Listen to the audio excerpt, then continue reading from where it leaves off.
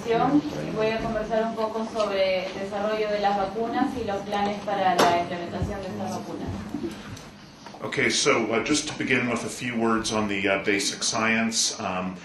Influenza has many subtypes. The surface proteins are made up of 16 different hemagglutinins and 9 different neuraminidase. And the important thing to remember is that each one of these proteins is specific for different species, humans, pigs, birds. And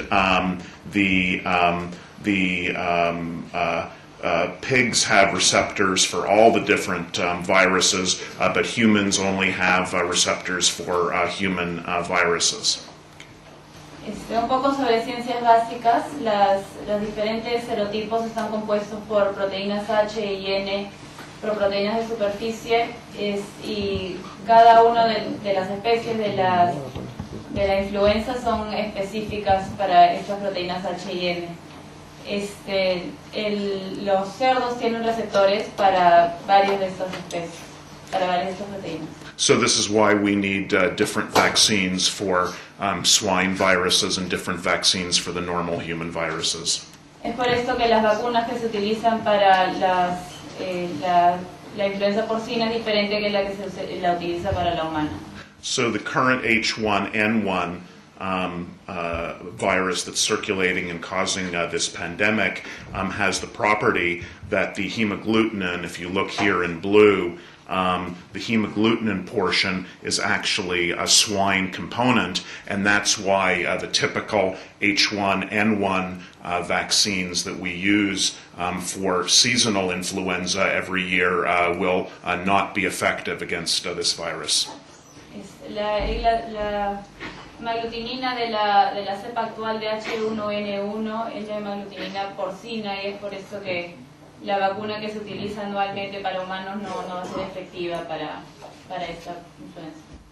And when we're making a vaccine, what we're looking for is a vaccine that's going to induce an immune response, again, against the hemagglutinins, which are molecules, proteins that are on the surface of the virus. So we have to make an immune response against surface proteins of the virus. Lo que se busca al desarrollar una vacuna es desarrollar inmunidad contra la proteína de superficie del virus, la proteína de la hemaglutinina. I'm going to talk next a little bit about strategies for making the normal seasonal influenza virus, and then I'll move on to the H1N1 pandemic virus. Voy a conversar primero sobre el desarrollo de la vacuna anual para la influenza humana y luego sobre la influenza porcina.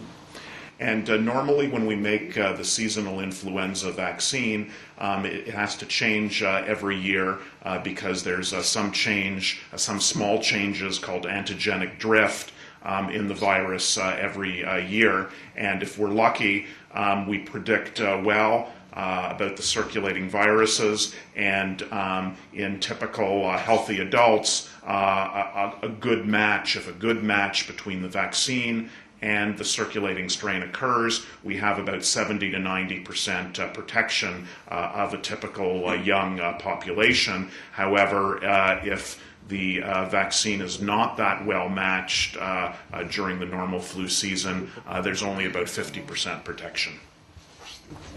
Cada año se tiene que desarrollar una vacuna nueva por los pequeños cambios que hay a nivel de los antígenos. Cuando tenemos suerte podemos predecir los cambios que va a haber y tener una protección de 70-90% en pacientes jóvenes saludables, pero si es que no se acuerda este cambio antigénico, solo hay una protección de 50%. So when we have a complete change in the hemagglutinin protein, that's when we get a pandemic, and that's what's happening now because the swine hemagglutinin is completely different than the human hemagglutinin H1 that has been circulating for many years in the general population each year. Cuando hay un cambio total en la hemaglutinina es que se puede desarrollar la pandemia, porque la hemaglutinina del porcino es completamente diferente que la que hay en el humano. So, for example, These are the viruses that are in the strains that are in the seasonal flu that's being used around the world now. And it's important to know that every year we actually make two different vaccines in the world. One for the southern winter, because of course the winter in the south is different, opposite than the winter in the north. And this is the southern vaccine that's being used right now because it's flu season in the southern hemisphere, and you can see the composition of that vaccine.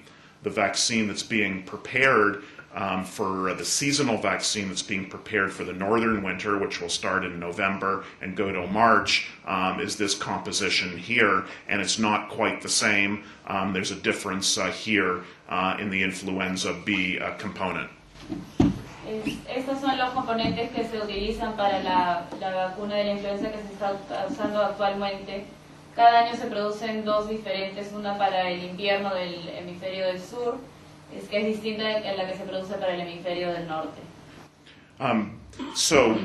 This is what leads to the typical problems each year, because it takes around 6 months to make the vaccine from the time you decide what components to put in the vaccine until the actual vaccine is ready and given to the population. So, for example, the recommendations every October, we make the recommendations for the southern vaccine. The southern vaccine then takes 6 months to prepare and is ready by April or May.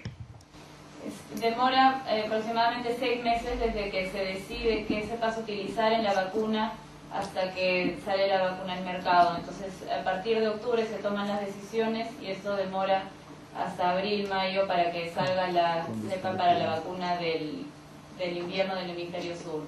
And then in February, we have to make a decision about the northern vaccine so that it is ready, and it's based on current circulating strains, but it's not ready. We have to predict in February what the strains that are going to be circulating in November, the following November, are. Para la vacuna del hemisferio del norte, en el mes de febrero, se tiene que predecir cuáles van a ser las cepas importantes en los meses de noviembre y diciembre, que son el invierno del hemisferio del norte. And in fact, the same factories, the same manufacturing plants produce the vaccines. They're just on a continuous cycle. They produce for 6 months the northern vaccine and for 6 months the southern vaccine. Son las mismas fábricas las que producen ambas cepas, la vacuna del norte y del sur, entonces trabajan todo el año, 6 meses produciendo una cepa y 6 meses la otra. And here's the real situation which may come into play very much politically during a pandemic, is that all the plants that make the factories that make the vaccine are essentially limited to only 9 countries in the world, and the vaccine produced in these 9 countries and the factories in these 9 countries account for approximately 98% of the capacity. Todas las fábricas a nivel mundial que producen estas vacunas están básicamente en 9 países. Esto puede traer implicancias políticas y estos van a producir el 98% de las vacunas.